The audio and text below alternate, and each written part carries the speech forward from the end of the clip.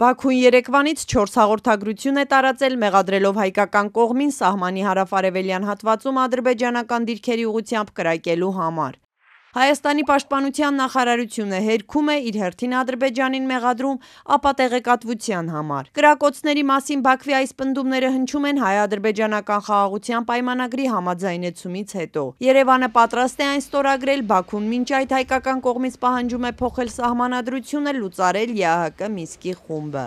Իշխանությունից հայտարարում են, սահմանային կրակոցների մասին կեղծ պնդումները չեն նպաստում խաղաղության հաստատմանը։ Ազգային ժողովի նախագահն այդուհանդերձ կարծում է, Ադրբեջանը ռազմական ագրեսիայի չի դիմի։ Այդ միտումը հաշվի առնելով, որ իրանք մշտապես այդ աշխատելավոճը կիրառել են, սկզբից հայտարարել են, որ հարձակվում են, հայերն են կրակում եւ այլն, եւ իրանք ստիպված են պատասխան տալու, դա իրաց մշտական ոճն է, բայց ես կրկնում եմ, որ ես չեմ այս փուլում, ես չեմ կարծում, որ նման քայլի կգնա, նոր ենք հայտարարել, որ խաղաղության համաձայնագիրը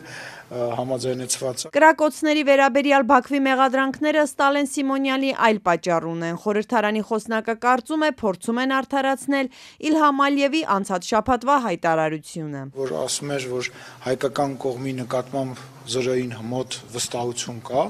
որը ինքնին իմ համար զարմանալի է, որովհետև մեր այսպես ասած աշխատանքը եւ գործելավոճը նույն այդ պայմանագրի համաձայնեցված լինելու հրապարակման հետ տրամաբանություն առաջարկելը խոսում է հակառակի մասին։ Ենթադրում եմ, որ դա, կրկնում եմ, Ալիևի զորո վստահության եւ այլը դրան միտված, որ ի ապացույց դրան հանրության մեջ իրանց հանրության մեջ Ալիևի խոսքերը ավելի պնդացնելու եւ ցուցադրելու, որ նախագահն ասում է, ուրեմն մի բան կա, որ ասում է։ Ազգային ժողովի պատիվ ունեմ խմբակցության քարտուղար Տիգրան Աբրահամյանի գնահատմամբ Բաքուն ոչ թե խաղաղության, այլ ագրեսիայի է պատրաստվում։ Ըստ Աբրահամյանի, դա է փաստում հատկապես վերջին շաբաթում այդ երկրի տեղեկատվական դաշտում իրականացվող արշավը, թե Հայաստանն է հարձակման նախապատրաստվում։ Այդ կեղծ հաղորդագրությունների շարքը դրանք մեկ քայլանի օպերացիաներ չէին, ընդհանուր արշավի շրջանակներում Հայաստանի դեմ կեղծ արշավ է Ադրբեջանի կողմից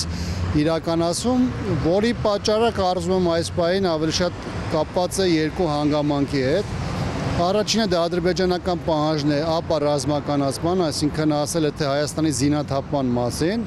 եւ երկրորդը վերաբերում է Միչանսկին։ Հայ-ադրբեջանական սահմանին իրավիճակը հանգիստ է, հայտարարել է Հայաստանում Եվրամիության առաքելությունը։ Պարեկային խմբեր են ուղարկել Հայաստանի եւ Ադրբեջանի սահմանի տարբեր հատվածներ։ Արտառոց ակտիվություն, ասում են, չկա։ Բաքուն տևական ժամանակ է պահանջում էր հեռացնել դիտորդներին։ Հայաստանը համաձայնել է պայմանագրի ստորագրումից հետո դա անել։ Հայկական կողմը մտավախություն չունի, որ դիտորդների հեռանալուց հետո ադրբեջանական կողմը առավել անկաշկանդ կգործի։ Եթե խաղաղության պայմանագիրը ստորագրելուց հետո էլի պետք է հարձակում տեղի ունենա Հայաստանի Հանրապետության վրա, եվրոդիտորդների ներկայության ժամանակ էլ տեղի կունենա այդ հարձակումը։ Միշտ տարբերություն։ Խաղաղության պայմանագիրը վերջնականացնելու հորդորով Ադրբեջանին են դիմել Միացյալ Նահանգներից։ Դոնալդ Թրամփի ազգային անվտանգության հարցերով խորհրդականը Ադրբեջանի նախագահի արտաքին հարաբերությունների հարցերով օգնականի հետ զրույցում շեշտել է. կոնֆլիկտը Հարավային Կովկասում պետք է ավարտվի։ Ընդդիմադիր պատգամավոր Տիգրան Աբրահամյանը չի կարծում, թե նման հայտարարությունները կզսպեն Ադրբեջանին։ Այս պայմաններում հիմնվել միջազգային կոչերի կամ ուղերձների վրա, այսպես ասեմ, այս պահին այդքան էլ իրատեսական չէ։ Երկրորդը դեռ պարզ չէ, թե Միացյալ Նահանգները մեր տարածաշրջանում ինչ կոնկրետ խնդիրներ ունի, հատկապես որ մեր հարևան բարեկամ Իրանի հետ բավականին լարված են եւ ըստ էության ուլտիմատումների լեզվով է Միացյալ Նահանգները խոսում Իրանի հետ, այսինքն անմիջապես մեր հարևանությամբ էլ մեկ պոտենցիալ թեժ գոտի կա եւ մենք չգիտենք կոնկրետ իրավիճակում Հայաստանի Հանրապետության սահմանը Իրանի հետ որ երկրի համար ինչպիսի կենսական շահերի գոտի կարող է դառնալ եւ բնականաբար դրա ազդեցությունը նաեւ հետագայի մնավոր ռազմական գործողությունների համատեքստում։ Մինչ Հայաստանի իշխանությունը խաղաղության պայմանագրի տեքստի շուրջ համաձայնությունը, ինչպես ձևակերպել էր արտգործնախարարը, ճահճից դուրս գալու հնարավորություն է համարում, ընդդիմությունից կարծում են, եթե նույնիսկ միջազգային դերակատարները պարտադրեն Բաքվին Երևանի հետ համաձայնեցված փաստաթուղթը ստորագրել, միևնույն է դա չի բխելու Հայաստանի շահերից։